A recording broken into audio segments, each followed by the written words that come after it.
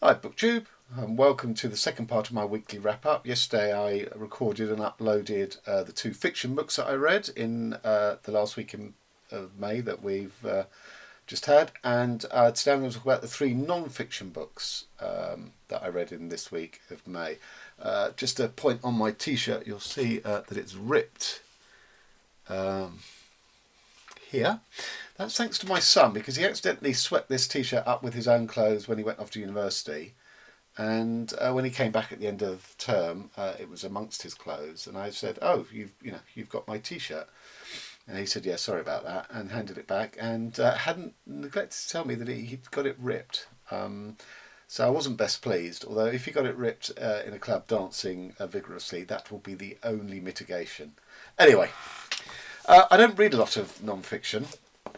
I used to read quite a lot for research, but for my own writing. But I find I need less and less, and I rely on my own sort of imaginative powers, such as they are.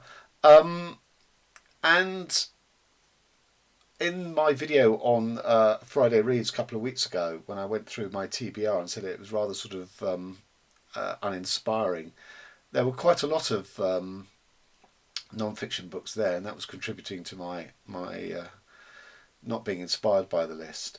But since then, Neil Griffiths recommended a book by Galen Strawsons, who's a philosopher, called Things That Bother Me, which I read and I will be talking about today, but I'm going to talk about it last.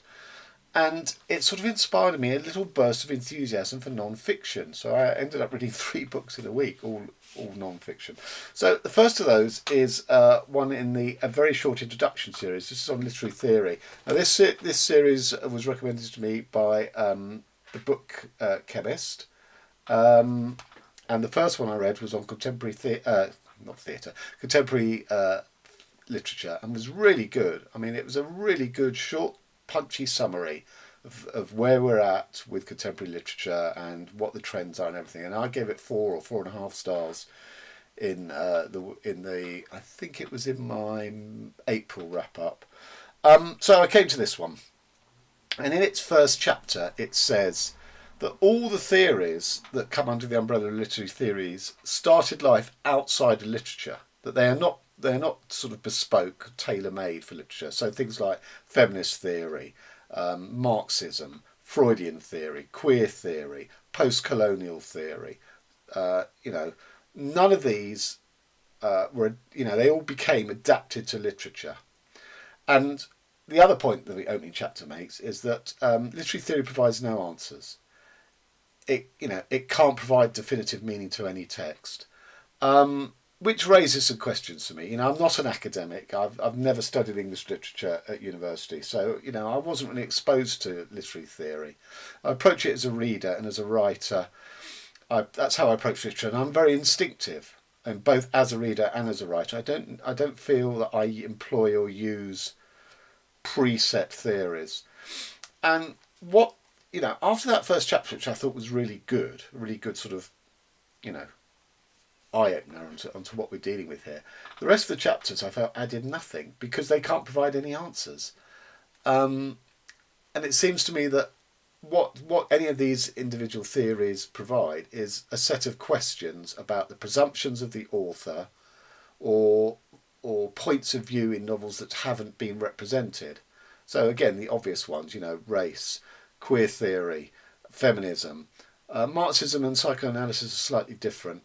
Now, I've studied both psychoanalysis and Marxism as a student, and while in Marxism and the sort of the understanding that there are powers beneath the surface which are sort of follow sort of economic historical laws are the true sort of powers behind the throne, as it are. I have a lot of sympathy with that idea. I think Marxism as a body of thought is an excellent critique of capitalism, even though its scientific sort of self-proofs have been sort of disregarded and disproved, from Schumpeter onwards. So it provides a moral critique rather than a scientific or a pseudo-scientific critique. And I think that's Marxism's strength. Freudianism, introduced us to the idea of the unconscious and unseen sort of influences on human thought, which is a very important breakthrough, but the rest of sort of Freudianism seems to be quite potty. But, why bring one or both of those to a study of books? So I can understand, with feminism, with post-colonial theory, with queer theory, when, you use any of those, you look at a text, you say, yeah, well, this has been written by a white male heterosexual and makes so many presumptions about in its view of the life that are unquestioned by the author. And I totally get that. But with Marxism and Freudianism, I can't quite see the point of applying that. There are plenty of books which, probably do mirror or employ, Marxist sort of, theory of sort of hidden relations of power. That's particularly useful in drama. When I used to write plays, that was useful. And similarly with, Kafka is full of sort of what you could say are sort of Oedipal conflicts between, father and son, which he seemed to have in his real life. So you could apply it to, say, Kafka, but, would you apply Freudianism to, Jeanette Winterson's, The Power Book, or to, think of another book, this one, Pigeon English. I don't see the point of applying them. They're from so far outside. What is the relevance? Some books they will apply to, and some won't. And this is the other thing: is all these theories. You might apply one. So you might apply post-colonial theory as a critique of a book, and it may make a very pertinent critique. But then, why wouldn't you also introduce all the others? In which case, you'd have about 8 or 9 critiques of why a particular book didn't represent any of these views. And this is why I think this book sort of says it provides no answers and no meaning. It seems to be very good for critique, but not doing anything constructive. And this is why I fall back on my own sort of instinctive sort of traits as a reader and as a writer. So I was a bit bemused by this, really. I think if you are studying, studying literature, it's a really good guide. In the back, it lists all the various different types of literary theory and gives a sort of brief summation of the moment. And I'm going to recommend that to my son, who is studying American history, for the literature portion, because I think it's a very good way in. But it doesn't help me, I don't think, as a reader, reading as pastime, hobby, whatever you want to call it. And as a writer, it's more problematical as a writer, because I think it is important to know, sort of, try and question your own presumptions when you sit down to write a book. You're writing inevitably from your own experience, however you sort of mutate and disguise that. But again, I feel more confident sort of doing it instinctively rather than sort of applying what are, as this book says, outside bodies of theory applied to literature. But there we go. That's that one. I think I said 2 out of 5 if I didn't mention that. So, Peter Handke, The Jukebox and Other Essays on Storytelling. Now, Peter Handke was a fiction writer I read a lot in my 20s. He was sort of postmodern. And he really did, in my mind, sort of shake up what we mean by novels and, the conventions of novel writing. But I haven't read anything for an age, and as I mentioned in a couple of other videos, he's since become a bit sort of disgraced because of his, unapologetic support for Slobodan Milosevic and the sort of the Serbian cause that basically tore Yugoslavia apart in a terrible civil war. And you don't hear about him very often. I'm not sure. I think this book was written in the late 80s. But I was intrigued because he was a writer that meant something to me back in the day, and this is Essays on Storytelling. Now, I'm obsessed with storytelling in the sense of I don't think it's the correct focus for novels as far as me being a writer. I'm interested in why we feel the need to tell stories, why there are storytellers, but I'm less interested in the story. So that, I thought this was going to be a really sort of interesting contribution to the thoughts that I've had throughout my writing career. But it isn't. The middle story is The Jukebox, and is the longest of the 3, and has one paragraph in it which is brilliant about the analysis of the history of the jukebox. It started in the speakeasies under Prohibition in America, and then after Prohibition went away, it was largely adopted by Afro-American bars and clubs, because the records of Afro-Americans like Louis Armstrong and Billie Holiday were not getting airplay on the radio because of the sort of discrimination. So the only place they could hear it, if they couldn't afford to buy records themselves, was in the clubs and bars in which they had jukeboxes. And then he also talks about how there was a sort of equivalent of the Sony Betamax versus VHS rivalry between Wurlitzer and Marconi. So all that was fantastic, stuff I didn't know, I found genuinely interesting, but it was one paragraph in a 60-page essay, because the rest of it is a sort of travelogue, whereby Handke is travelling in Spain, and he surmises himself that, there are very few jukeboxes in Spain because Franco basically, prevented them. And by the time Franco fell, jukeboxes had sort of fallen out of favour, really. And he compares and contrasts that with other cities of the world that he's visited, and he sort of remembers the cities by the jukeboxes, because what jukeboxes represent to him is that when he's in an alien environment away from home, the one sort of familiar place by which he can, locate himself is a recognisable song to him on a jukebox. And that's fine, but it's not what I understand to be an essay, and it didn't seem to be talking about storytelling. And I think that's the point, that the three essays in here, well, they're not essays. The three essays in here are stories, in the guise of being essays about stories, but they're not. They're stories. This is late 80s. I don't know if we had a concept of creative non-fiction writing then as we have now, which is something I do not understand as a concept at all. Yes, you can have stylized non-fiction, memoir, whatever, biography, whatever you want to call it. So why do you need this sort of label of creative non-fiction? It seems to imply it's fiction meets non-fiction. And this book just didn't work for me at all. So I'm going to read, this is the start of, is it the jukebox essay? I think it is, yeah. Intending to make a start at last on a long-planned essay on the jukebox, he bought a ticket to Soria, which is in Spain, at the bus station in Burgos. The departure gates were in a roofed inner courtyard that morning, when several buses were leaving at the same time for Madrid, Barcelona and Bilbao. They had been thronged. Now, an early afternoon, only the bus for Soria was parked there in the semicircle, with a couple of passengers, presumably travelling alone. Its baggage compartment open and almost empty. When he turned over his suitcase to the driver, or was it the conductor, standing outside, the man said, "Soria," and touched him lightly on the shoulder. The traveller wanted to take in a bit more of the locale, and walked back and forth on the platform until the engine was started. The woman selling lottery tickets, who that morning had been working in the crowd like a gypsy, was no longer to be seen in the deserted station. This is the key bit of it for me. He pictured her having a meal somewhere near the indoor market of Burgos, on the table a glass of dark red wine and a bundle of tickets for the Christmas lottery. So, it starts off as travelogue, which to me is that an essay? Probably not. It's more memoir, but anyway, we can allow that. He sees this woman, at which point his creative imagination starts imagining a whole fictional story for her. He pictured her having a meal somewhere near the indoor market of Burgos, on the table a glass of red wine and a bundle of tickets for the Christmas lottery.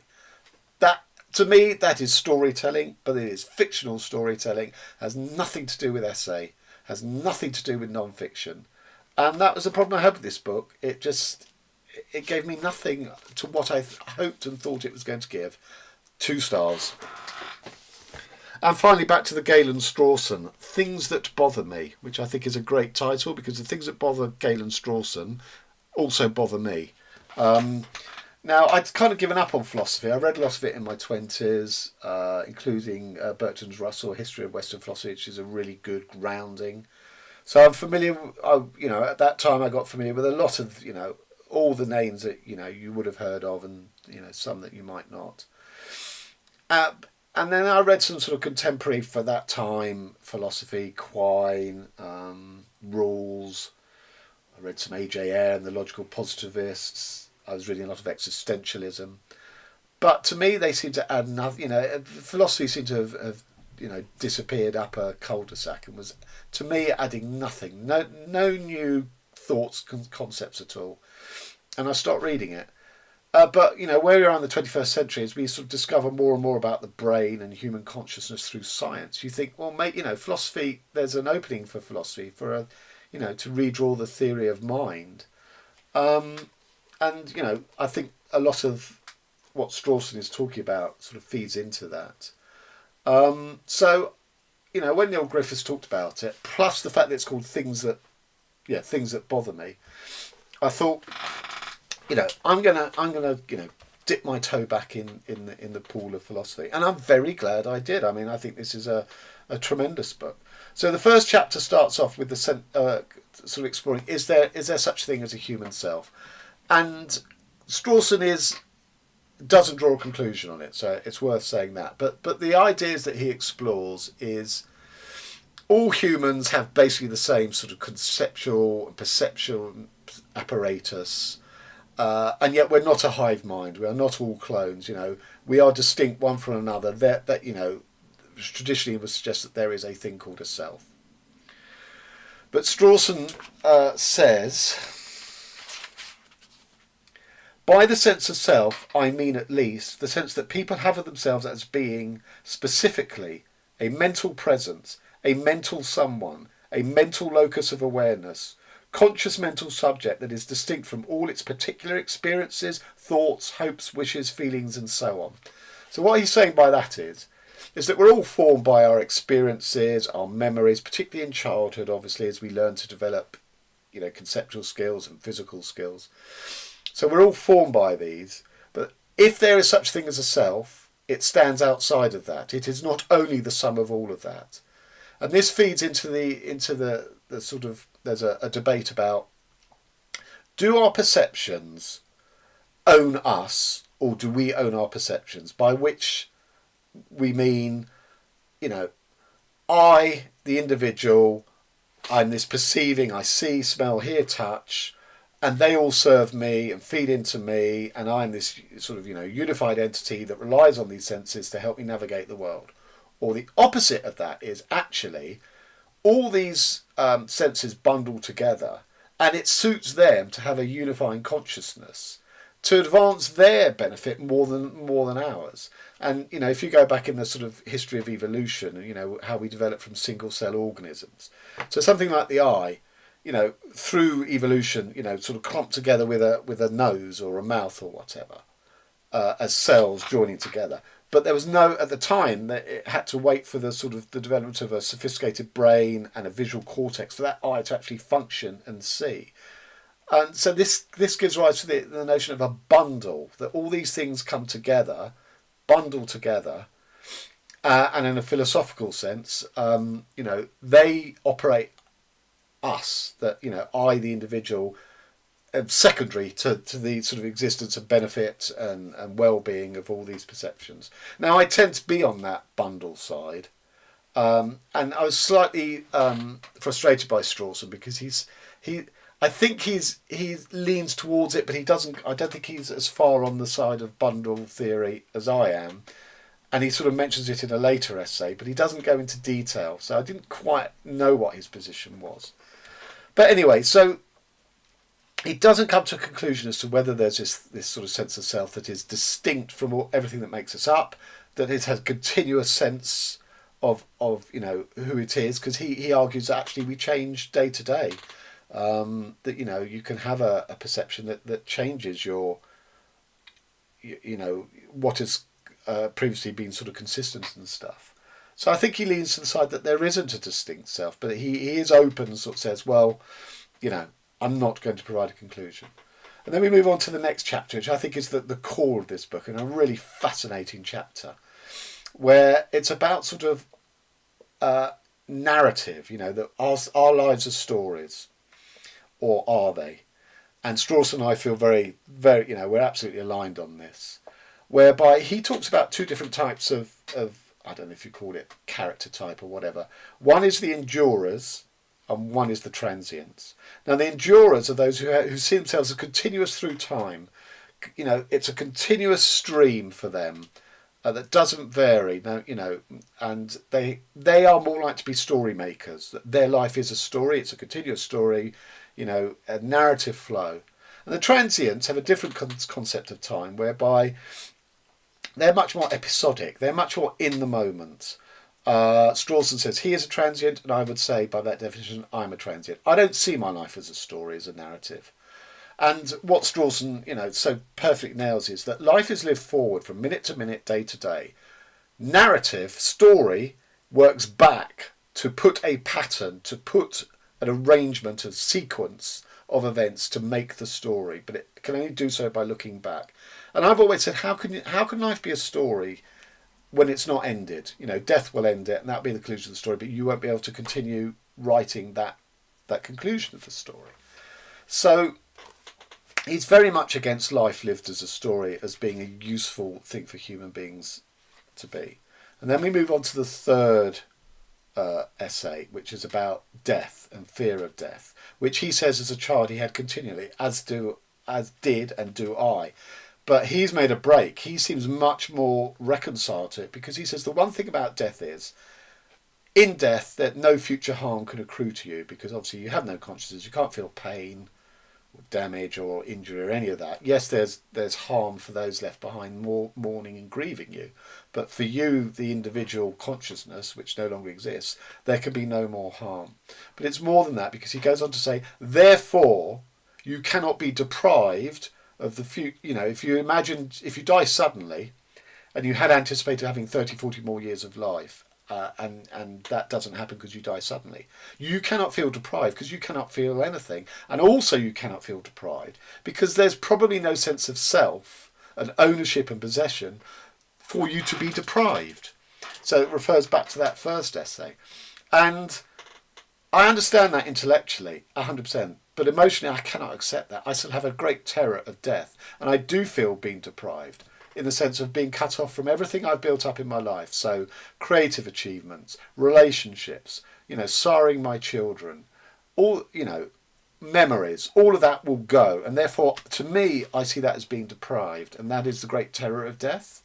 For Strawson, it doesn't seem to hold any such terror. But he does admit in a later essay, while he intellectually can think like that, he can't live it on a day-to-day basis.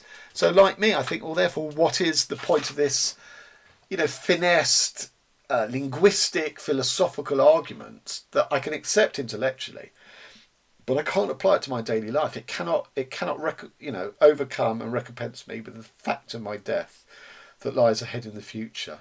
But I was really pleased to read that essay, because to me, not enough people talk about fear of death, and people really only, they keep it at bay so in order they can function in their daily life, and it only creeps up when they start confronting it because they're aging. And I've confronted it all my life and thought about it and grappled with it, not terribly successfully. So I was delighted that Strawson had written that essay. And then we come to a couple of essays on free will, where again, I'm kind of with Strawson on, I don't think we have much, if any, free will. Not in a religious sense, not in a preordained fate sense.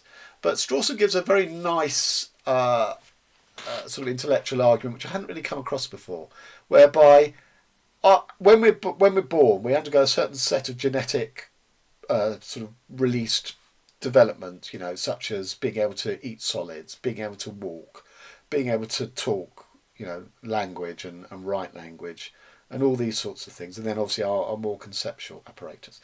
And he says you're not in control of those as a child. You're not aware of them going on, how they shape you. You're not in control of that in any way. There might be a little influence from the parents, guiding you along some of those. But even they are not. Therefore, even that is not you being in control. You're not shaping yourself. So that if you reach a point in life where you think, I want to make changes in my life, I'm going to take control of my life, I'm going to change it from how I am currently, because you were never in control of what you're changing, what you've sort of inherited, almost literally in a genetic sense, it's not free will. Yes, you make changes. You might take that as being you in control and being free will. But what your starting point, what you want to change, you were never in control of. So you reacting to that, saying, I don't like this, I want to change it, is not an act of free will.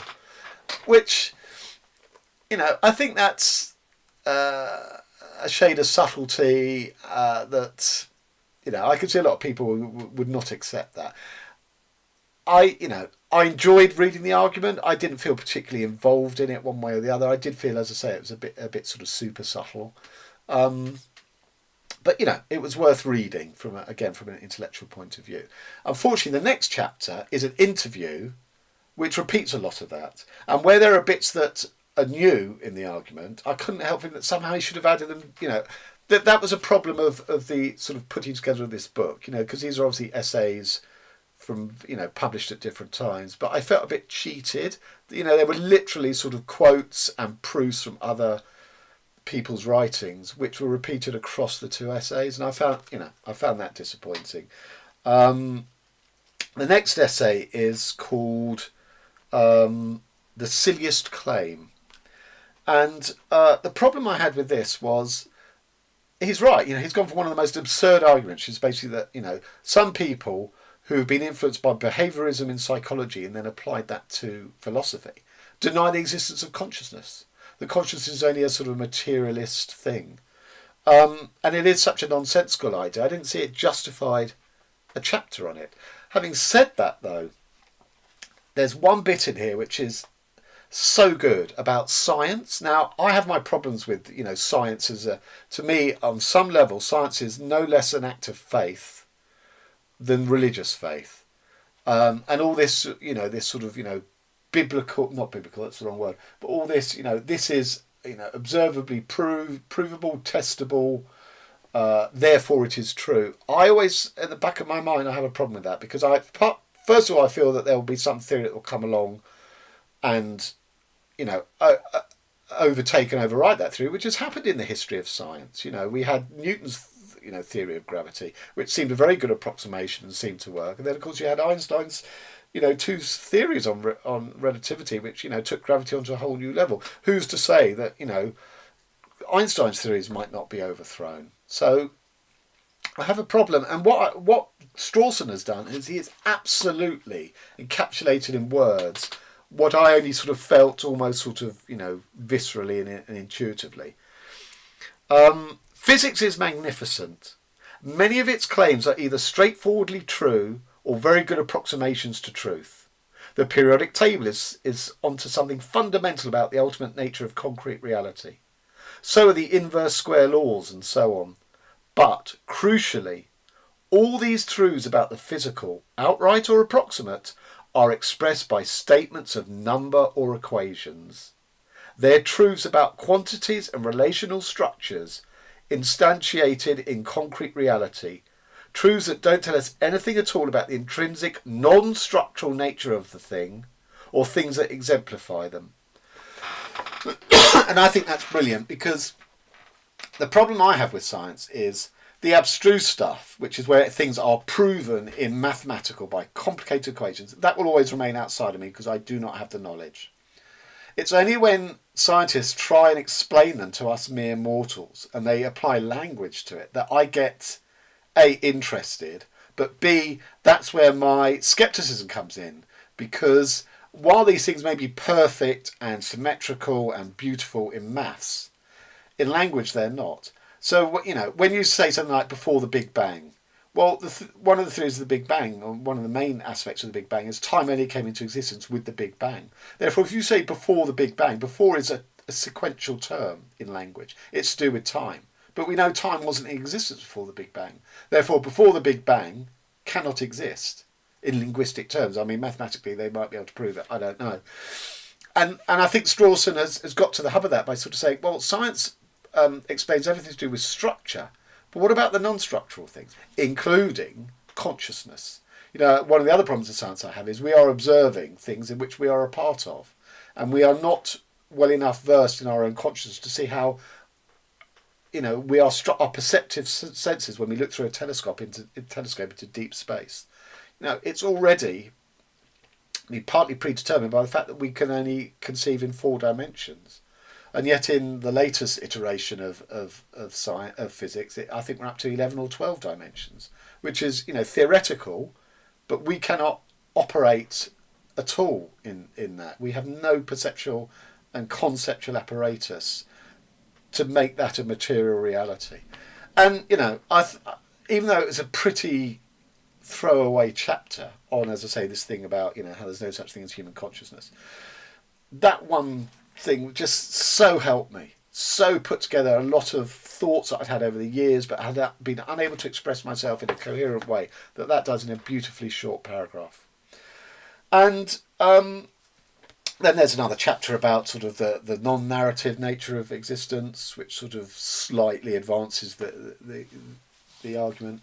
And then the final chapter is about, it's not about philosophy at all, it's Galen Strawsons talking about his sort of 60s rebellious life at school and at university and taking drugs and all of this stuff, which was a complete bolt-on. I mean, it didn't seem to be anything to do with philosophy. It didn't seem to be anything to do with things that bothered him. It just seemed to be a filler. And for that reason, and the fact that, there were two essays that feeding on, predating on each other's content on free will, I wanted to give this book a 5-star. And I give Strawson 5 stars. But the nature of this book being put together as a book, as a commercial entity, because it repeated itself over 2 chapters, because of this complete throwaway last chapter, I give it 4.5. I don't really hold Strawson responsible for that. This is an editor has gone, we want another Strawson book. Let's bring together, some of his essays and stuff. But, I thought this was fabulous. I really did. And I want to thank Neil Griffiths for opening my eyes to it. I had heard of Galen Strawsons, but I'd never read anything. And even the name Galen Strawsons is extraordinary, because I think, wasn't Galen the father of either anatomy, something like that? And Strawson, the son of straw, as in, T.S. Eliot's straw man, but this is the son of the straw man. I mean, it's complete, fancy on my part, but what a name, Galen Strawsons. And what a book. So, I love that. So there you have it. That's my non-fiction roundup. The question is, how much more non-fiction will I read this year? I don't know. Okay, so till next time. Thanks very much.